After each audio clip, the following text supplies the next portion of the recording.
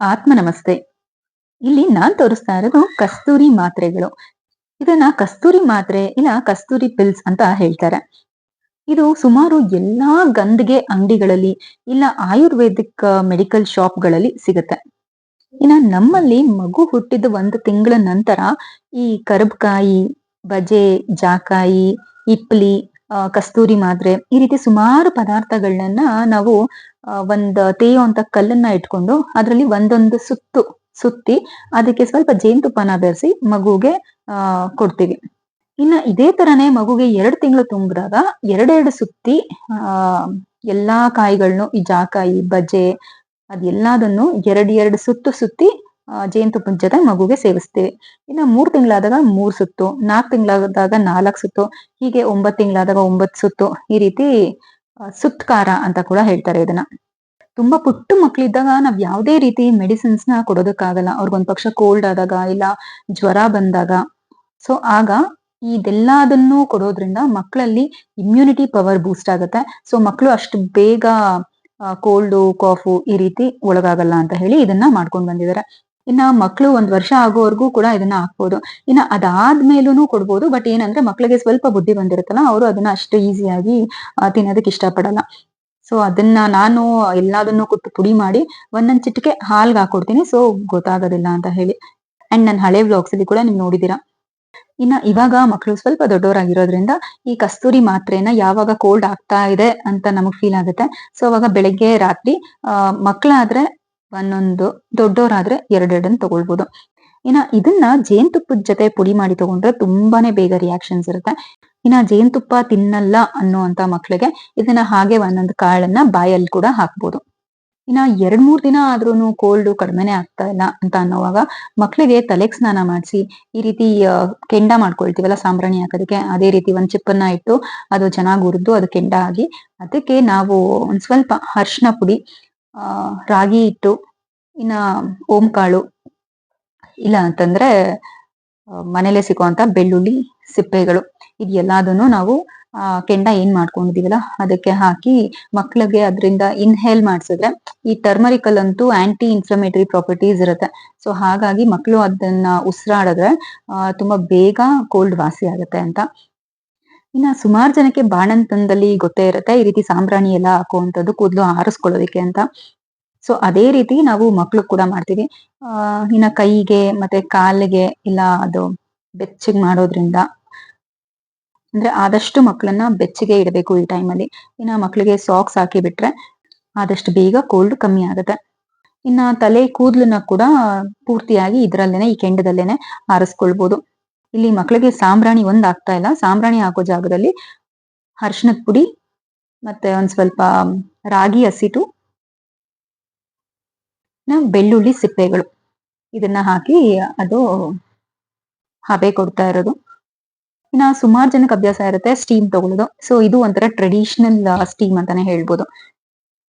ಇದನ್ನ ಮಾಡೋದು ಒಂದ್ ಕಡೆ ಆದ್ರೆ ಮಾಡ್ಬೇಕಾದ್ರೆ ಅಷ್ಟೇ ಜಾಗ್ರತೆಯಿಂದ ಕೂಡ ಇರ್ಬೇಕಾಗುತ್ತೆ. ಯಾಕೆ ಅಂದ್ರೆ ಕೆಂಡ ಡೈರೆಕ್ಟ್ ಆಗಿ ನಾವು ಮಕ್ಳ ಮುಂದೆ ಹಿಡಿಯೋದ್ರಿಂದ ಮೊದಲು ನಾವು ಕೈಯನ್ನ ಇಟ್ಟು ಹಬೆ ಎಲ್ಲಿವರೆಗೂ ಬರ್ತಾ ಇದೆ ಅಂತ ಅಬ್ಸರ್ವ್ ಮಾಡಿ ಆಮೇಲೆ ಮಕ್ಳು ಕೈನ ಇಲ್ಲ ಕಾಲನ್ನ ಇಡಿಸ್ಬೋದು. ಇದ್ರ ಜೊತೆಗೆ 6 ತಿಂಗಳು ಒಳಗಡೆ ಇರುವಂತ ಮಕ್ಳಿಗೆ ಏನಾದ್ರೂ ಅಪ್ಪಿತಪ್ಪಿ ಕೋಲ್ಡ್ ಆದ್ರೆ, ಯೂಶಲಿ ಆಗ್ಬಾರ್ದು ತುಂಬಾ ಪಥ್ಯದಿಂದ ಇದ್ರೆ, ಬಟ್ ಆದ್ರೂನು ಕೋಲ್ಡ್ ಏನಾದ್ರು ಆದ್ರೆ ಈ ರಾಗಿ ಹಸಿಟ್ ಏನಿದೆಯಲ್ಲ ಅದನ್ನ ಸ್ವಲ್ಪ ನೆತ್ತಿ ಮೇಲೆ ಹಾಕಿ ಬಿಡೋದ್ರಿಂದ ಕೋಲ್ಡ್ ನ ಎಳ್ದಾಕತ್ತೆ. ಇದ್ರ ಜೊತೆಗೆ ಬೆಸ್ಟ್ ಹೋಮ್ ರೆಮಿಡಿ ಬಂದ್ ಕೂಡ ಇದೆ. ಅದಕ್ಕೆ ಯಾವುದೇ ಏಜ್ ಲಿಮಿಟ್ ಇಲ್ಲ, ಯಾರ್ ಬೇಕಾದ್ರೂ ಮಾಡ್ಕೊಳ್ಬಹುದು. ಪುಟ್ಟ ಮಕ್ಕಳಿಂದ ಹಿಡಿದು ತುಂಬಾ ಏಜ್ ಆಗಿರೋರ್ವರ್ಗುನು ಮಾಡ್ಕೊಳ್ಬಹುದು. ಒಂದ್ ಪಾತ್ರೆ ಒಳಗೆ ಒಂದ್ ಸ್ವಲ್ಪ ನೀರನ್ನ ಹಾಕಿ ಅದಕ್ಕೆ ಅರಿಶಿನ ಪುಡಿನ ಹಾಕಿ, ಒಳ್ಳೆ ಕ್ವಾಲಿಟಿ ಇರುವಂತ ಅರಿಶಿನ ಪುಡಿ ತಂದ್ರೆ ಒಳ್ಳೇದು. ಬೇರೆ ಲೋಕಲ್ ಕೆಮಿಕಲ್ಸ್ ಎಲ್ಲ ಆಡ್ ಆಗಿರುವಂತ ಅರಿಶಿನ ಪುಡಿನ ಯೂಸ್ ಮಾಡ್ಕೊಳ್ಬೇಡಿ. ತುಂಬಾ ತೆಳ್ಳಗ್ ಮಾಡ್ಕೊಳ್ದಿರಾ ಲೈಟ್ ಕನ್ಸಿಸ್ಟೆನ್ಸಿಯಲ್ಲಿ ಅದನ್ನ ಒಂದ್ ಸ್ವಲ್ಪ ಬೆಚ್ಚಗ್ ಮಾಡ್ಕೊಂಡು, ಜಾಸ್ತಿ ಫ್ಲೇಮ್ ಅಲ್ಲಿ ಇಟ್ರೆ ಸೀದೋಗುತ್ತೆ, ಅಷ್ಟವರೆಗೂ ಮಾಡ್ಕೊಳ್ಬೇಡಿ. ಒಂದ್ ಸ್ವಲ್ಪ ಬೆಚ್ಚಗಾದ್ರೆ ಸಾಕಾಗತ್ತೆ. ಅಂಡ್ ಇದನ್ನ ಸ್ಟವ್ ನ ಆಫ್ ಮಾಡಿ ಸ್ವಲ್ಪ ಹಣೆಗೆ ಹಚ್ಕೊಂಡು ಮಲ್ಕೊಳ್ಳೋದ್ರಿಂದ ಕೋಲ್ಡ್ ಬೆಳಿಗ್ಗೆ ಎದ್ದೇಳಷ್ಟರಲ್ಲಿ ಹೊರಟೋಗಿರುತ್ತೆ. ಅಷ್ಟು ಪವರ್ಫುಲ್. ಇನ್ನ ಇದಕ್ಕೆಲ್ಲ ಮೆಡಿಸಿನ್ಸ್ ಇಲ್ವಾ ಅಂತಂದ್ರೆ ಖಂಡಿತ ಇದೆ. ಸಿರಪ್ಪು, ಟ್ಯಾಬ್ಲೆಟ್ಸ್ ಎಲ್ಲ ತುಂಬಾನೇ ಸಿಗುತ್ತೆ ಹೊರಗಡೆ ಶಾಪ್ಗಳಲ್ಲಿ. ಬಟ್ ಏನಂತ ಅಂದ್ರೆ ಅದರಿಂದ ಆದಷ್ಟು ಇಂಗ್ಲಿಷ್ ಮೆಡಿಸಿನ್ಸ್ ಇಂದ ಸೈಡ್ ಎಫೆಕ್ಟ್ಸ್ ಜಾಸ್ತಿ ಇರುತ್ತೆ. ಅದನ್ನೆಲ್ಲದನ್ನು ಬಿಟ್ಟು ಮನೇಲೇ ಸಿಗುವಂತ ಪದಾರ್ಥಗಳಿಂದ ನಾವು ವಾಸಿ ಮಾಡ್ಕೊಳ್ಬಹುದು. ಇನ್ನ ಬೆಳಿಗ್ಗೆ ಇದೆಲ್ಲಾನು ಮುಗಿಸ್ಕೊಂಡು ನಾವು ರೆಡಿಯಾಗಿ ಹೊರಟಿದ್ದು ಮೈಸೂರಿಗೆ. ಮೈಸೂರು ಅಂತ ಹೇಳ್ಬೇಕಾದ್ರೇನೆ ಒಂಥರ ಖುಷಿ ನನಗೆ. ಇನ್ನ ಇದು ಗುರುವಾರದ ಬ್ಲಾಗು. ಬೆಳಿಗ್ಗೆ ಎದ್ದು ತಿಂಡಿ ಮಾಡ್ಕೊಂಡು ಜೇನುನ ಸ್ಕೂಲ್ ಕಳ್ಸಿ ಸಿಹಿಗೆ ಒಂದ್ ಸ್ವಲ್ಪ ಮನೆ ಮದ್ದುಗಳನ್ನ ಮಾಡಿ ಲೈಟ್ ಆಗಿ ಕೋಲ್ಡ್ ಆಗ್ತಾ ಇತ್ತು. ಸೊ ಹಾಗಾಗಿ ಇನ್ನ ಮಧ್ಯಾಹ್ನ ಜೇನುನ ಪಿಕ್ ಮಾಡ್ಕೊಂಡು ಅಲ್ಲಿಂದ ನಾವು ಡೈರೆಕ್ಟ್ ಹೊರಟಿದ್ದು ಮೈಸೂರ್ಗೆ. ಸೊ ಮನೇಲಿ ಅಡ್ಗೆಗೆಲ್ಲ ಏನು ಪ್ರಿಪೇರ್ ಮಾಡ್ಕೊಂಡಿರ್ಲಿಲ್ಲ. ಆನ್ ದ ವೇ ಹೋಗ್ತಾ ತಿನ್ನೋಣ ಅಂತ. ಅಂಡ್ ಅಫ್ಕೋರ್ಸ್ ನಮ್ ಸ್ಟಾಪ್ ಯಾವಾಗ್ಲೂ ಮದ್ದೂರ್ ಟಿಫನ್ಸೇ ಆಗಿರುತ್ತೆ ಮೈಸೂರ್ ಕಡೆ ಹೋಗ್ಬೇಕಾದ್ರೆ. ಇಲ್ಲಿಗೆ ನಾವ್ ಯಾಕೆ ಬರ್ತೀವೋ ಏನೋ ಗೊತ್ತಿಲ್ಲ, ಒಟ್ನಲ್ಲಿ ಸಾಂಬಾರ್ ತಿನ್ನೋದಕ್ಕಂತೂ ಬಂದೇ ಬರ್ತೀವಿ. ಇಡ್ಲಿ ಸಾಂಬಾರ್ನ ನಾವ್ ಬೆಳಿಗ್ಗೆ ಬ್ರೇಕ್ಫಾಸ್ಟ್ ಮಾಡಿದ್ದೆ ಸ್ವಲ್ಪ ಹೆವಿ ಅನಿಸ್ತಾ ಇತ್ತು. ಸೊ ಹಾಗಾಗಿ ಇಲ್ಲಿ ಲೈಟ್ ಆಗಿ ತಿನ್ನೋಣ ಅಂತ ಹೇಳಿ ಬೋಂಡಾ ಸೂಪ್ನ ತಗೊಂಡ್ವಿ. ಇನ್ನ ಅದ್ರ ಜೊತೆ ಗೋಬಿ ಮಂಚೂರಿ ಕೂಡ ಆರ್ಡರ್ ಮಾಡ್ಕೊಂಡಿದ್ರು. ಇನ್ನ ಮಕ್ಳಿಗೆ ಅಂತ ಬಟಾಣಿ ಇಡ್ಲಿ ವಿತ್ ಸಾಂಬಾರ್ನ ಆರ್ಡರ್ ಮಾಡಿದ್ವಿ. ಮುಟ್ಬಾರ್ದು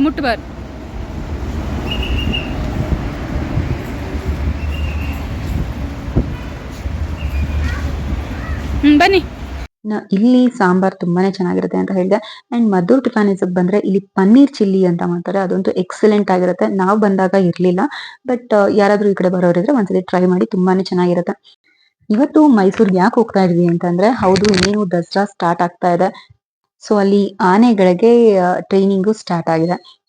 ಬೆಳಿಗ್ಗೆ 5:15ಗೆ ಹೋದ್ರೆ ಆನೆಗಳನ್ನ ನೋಡ್ಬೋದು. ಇಲ್ಲ ಅಂತಂದ್ರೆ ಸಾಯಂಕಾಲ ಒಂದ್ 6 ಗಂಟೆ ಮೇಲೆ. ಟೈಮಿಂಗ್ಸ್ ಎಕ್ಸಾಕ್ಟ್ ಆಗಿ ಹೇಳಕ್ ಆಗಲ್ಲ, ಯಾಕೆಂದ್ರೆ ಹಿಂದಿನ ದಿನ ನಾವು ಹೋಗೋ ಹಿಂದಿನ ದಿನ ಆನೆಗಳನ್ನ ಬನ್ನಿ ಮಂಟಪದವರೆಗೂ ಕರ್ಕೊಂಡ್ ಬಂದಿದ್ರು ಅಂತ. ಸೊ ಅದೊಂದು ಸುಮಾರು 7:30 ಆಗಿತ್ತು ಅಂತ ಹೇಳ್ತಾ ಇದ್ರು. ಇನ್ನ ನಾವ್ ಹೋಗಿದ್ ದಿನ ಅಂತೂ 6 ಗಂಟೆಗೆ ಆನೆಗಳನ್ನ ನೋಡಿದ್ವಿ. 6 ಗಂಟೆನೂ ಇಲ್ಲ, 6:15. ನಮ್ ಮೈಸೂರ್ಗೆ ಅಲ್ಲಿವರೆಗೂ ಹೋದ್ಮೇಲೆ ಚಾಮುಂಡಿ ಬೆಟ್ಟಕ್ಕೆ ಹೋಗ್ದಿರ ವಾಪಸ್ ಬರೋದಕ್ಕಂತೂ ಮನ್ಸಾಗಲ್ಲ. ಸೊ ಹಾಗಾಗಿ ಚಾಮುಂಡಿ ಬೆಟ್ಟಕ್ಕೆ ಹೋಗಿ ಫಸ್ಟ್ ಚಾಮುಂಡೇಶ್ವರಿ ತಾಯಿ ದರ್ಶನ ಮಾಡ್ಕೊಂಡು, ಇನ್ನ ಇವತ್ತು ಗುರುವಾರ ಅಂತ ಹೇಳ್ದೆ ಅಲ್ವಾ, ಅಷ್ಟು ಜನ ಇರ್ಲಿಲ್ಲ. ತೀರಾ ಜನನೂ ಇಲ್ಲ ಅಂತ ಅಲ್ಲ, ತುಂಬಾ ಜನ ಇದ್ರು ಅಂತಾನೂ ಇಲ್ಲ. ಆರಾಮಾಗಿ ದರ್ಶನ ಮಾಡ್ಬೋದಾಗಿತ್ತು. ಇನ್ನ ಒಂದ್ಸತಿ ಬೇಕಾದ್ರೂ ಹೋಗಿ ದರ್ಶನ ಮಾಡ್ಬೋದು, ಅಷ್ಟು ಚೆನ್ನಾಗಿತ್ತು. ಫ್ರೀ ಆಗಿತ್ತು. ಬಟ್ ಏನಂತಂದ್ರೆ ಇಲ್ಲಿ 6 ಗಂಟೆಗೆಲ್ಲ ಆನೆಗಳು ಬರುತ್ತೆ ಅಂತ ಹೇಳಿದ್ರು. ಸೊ ಬೇಡ ಅಂತ ಹೇಳಿ ಡೈರೆಕ್ಟ್ ನಾವು ಬಂದಿದ್ದು ಪ್ಯಾಲೇಸ್ ಹತ್ರ. ನಾವು ಕರೆಕ್ಟ್ ಆಗಿ ಟೈಮ್ ಏನೋ ಮೇಂಟೈನ್ ಮಾಡಿದ್ವಿ, 6 ಗಂಟೆ ಅಷ್ಟಲ್ಲೆಲ್ಲ ಅಲ್ಲಿರ್ಬೇಕು ಅಂತ ಅನ್ಕೊಂಡಿದ್ವಿ. ಸೊ ಅದೇ ರೀತಿಲಿ ಬಂದ್ವಿ. ಬಟ್ ಆದ್ರೆ ಅಲ್ಲಿದ್ದ ಆಟೋದವರು, ಪೊಲೀಸ್ ಅವರೆಲ್ಲ ಹೇಳ್ತಾ ಇದ್ದು ನಿನ್ನೆ 7:30 ಆಯ್ತು ಬರೋದಕ್ಕೆ. ಸೊ ಒಂದ್ ಕೆಲ್ಸ ಮಾಡಿ, ಕಾರ್ನ ಪಾರ್ಕ್ ಮಾಡ್ಬಿಡಿ, ಇಲ್ಲೇ ಓಡಾಡ್ಕೊಂಡಿರಿ ಸುತ್ತಮುತ್ತ ನೋಡ್ಕೊಂಡು, ಅಷ್ಟರಲ್ಲಿ ಆನೆಗಳು ಬರ್ಬೋದು ಅಂತ. ಸೊ ಇನ್ನ 1.5 ಅವರ್ ವೇಟ್ ಮಾಡ್ಬೇಕು ಅಂತ ಫಿಕ್ಸ್ ಆಗೋಗಿತ್ತು ಮೈಂಡ್ ಅಲ್ಲಿ. ಬಟ್ ನಾವ್ ಹಂಗೆ ಮುಂದೆ ಪಾಸ್ ಆಗ್ತಾ ಇರ್ಬೇಕಾದ್ರೆ ಪೊಲೀಸ್ ಅವರೆಲ್ಲ ಗಾಡಿಗಳನ್ನ ಸ್ಟಾಪ್ ಮಾಡಿ ಆನೆಗಳ ಬರ್ತಾ ಇದೆ ಅಂತ ಜಾಗ ಮಾಡ್ಕೊಟ್ರ. ಫುಲ್ ಖುಷಿ ಆಗೋಯ್ತು. ಎಷ್ಟು ಹತ್ರದಿಂದ ಆನೆಗಳನ್ನ ನೋಡಿದ್ವಿ ಅಂತಂದ್ರೆ, ಜಸ್ಟ್ ನಮ್ ಪಕ್ಕದಲ್ಲೇ ಆನೆಗಳು ಪಾಸ್ ಆದ್ವು, ಅಷ್ಟು ಹತ್ರದಿಂದ ನಿಂತಿದ್ವಿ. ನಮ್ಮ ಹತ್ರ ಬರಲ್ಲ ಪುಟ್ಟ ಅದು.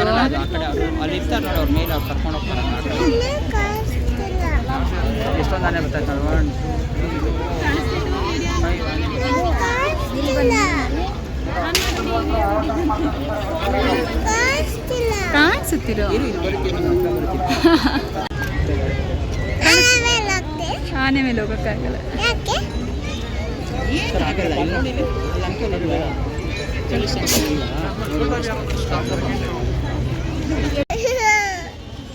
ಇನ್ನ ಇಲ್ಲಿ ಭೀಮನ್ ಫ್ಯಾನ್ಸೇ ಜಾಸ್ತಿ ಜನ ಇದ್ರು ಅಂತ ಹೇಳ್ಬೋದು. ಎಲ್ಲಾರು ಭೀಮಾ ಭೀಮಾ ಅಂತ ಕಿರಿಸ್ತಾ ಇದ್ರೆ, ಆ ಆನೆ ಅಂತೂ ಎಷ್ಟು ಚೆನ್ನಾಗಿ ಸೊಂಡ್ಲೆತ್ತಿ ಆಶೀರ್ವಾದ ಮಾಡ್ತಾ ಇತ್ತು. ಈ ಪ್ರಾಣಿಗಳಿಗೆ ಎಷ್ಟು ಬುದ್ಧಿ ಇರುತ್ತೆ ಅಲ್ವಾ.